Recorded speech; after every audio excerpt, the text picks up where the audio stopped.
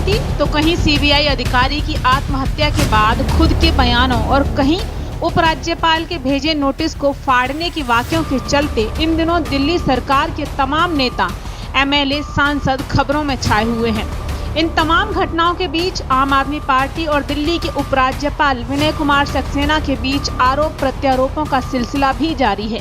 इसकी शुरुआत तब हुई जब विनय कुमार सक्सेना ने दिल्ली सरकार की नई आबकारी नीति की जांच सीबीआई से कराने की सिफारिश की। मामला आगे बढ़ा और इसके बाद सीबीआई ने नई आबकारी नीति में कथित घोटाले को लेकर अपनी जांच में दिल्ली के उप मुख्यमंत्री मनीष सिसोदिया को लपेटे में लिया और उनके घर छापेमारी की। और तब से लेकर अब तक क्या कुछ हुआ जग जाहिर है। इसके बाद हाल ही में आम आदमी पार्टी ने उपराज्यपाल विनय कुमार सक्सेना पर खादी और ग्रामोद्योग आयोग का अध्यक्ष रहते हुए भ्रष्टाचार करने का आरोप लगाया। आम आदमी पार्टी ने उपराज्यपाल विनय कुमार सक्सेना पर खादी ग्रामोद्योग का चेयरमैन रहते हुए कानून का उल्लंघन कर अपनी बेटी शिवांगी सक्सेना को खादी लाउंज में डिजाइनर का ठेका देने की बात कही।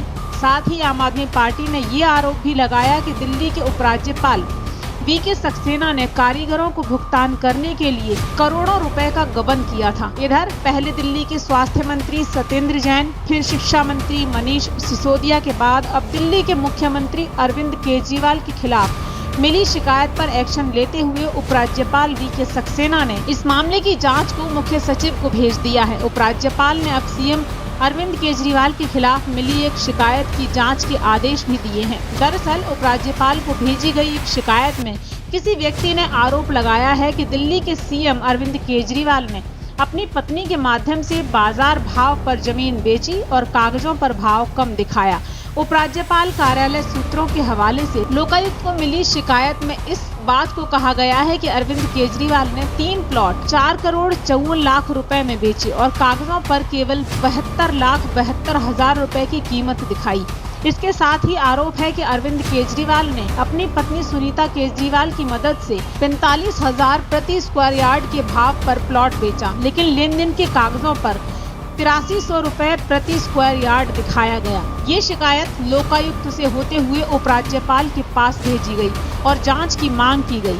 इस शिकायत में कहा गया कि 25,93,000 की स्टाम्प ड्यूटी का इसमें हेरफेर किया गया है। ये मामला हरियाणा राज्य के भिवानी जिले में स्थित अरविंद केजरीवाल की पैतृक संपत्ति से जुड़ा है और एलजी के एक्शन के बाद इसको लेकर आम आदमी पार्टी की मुश्किलें भी बढ़ती दिखाई दे रही हैं।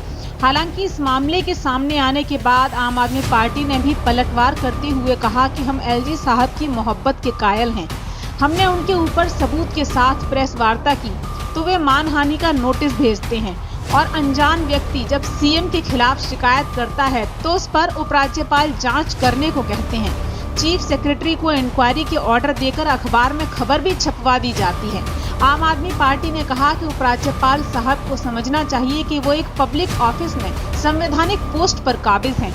अरविंद केजरीवाल के खिलाफ लगे इस आरोप को लेकर आम आदमी पार्टी ने साफ किया कि प्रॉपर्टी सीएम साहब की पैतृक प्रॉपर्टी है और वो प्रॉपर्टी कलेक्टर रेट पर ही बिकी है और पूरे देश में कलेक्टर रेट पर ही प्रॉपर्टीज बिकती हैं। कलेक्टर रेट के मुताबिक स्टाम्प शुल्क की पूरी राशि का भुगतान भी किया गया है तो किसी भी गलत काम का सवाल ही नहीं उठता। हालांकि अगर उपराज्यपाल चाहें तो वो सीबीआई, ईडी या फिर किसी अन्य एजेंसी से जांच करा सकते हैं, लेकिन इस पद की गरिमा के मान को उन्हें समझना चाहिए।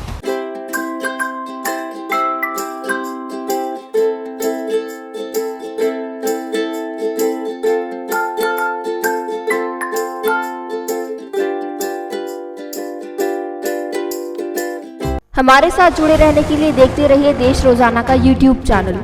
सब्सक्राइब कीजिए, साथ ही देश रोजाना की खबरें सबसे पहले देखने के लिए प्रेस कीजिए बेल आइकन।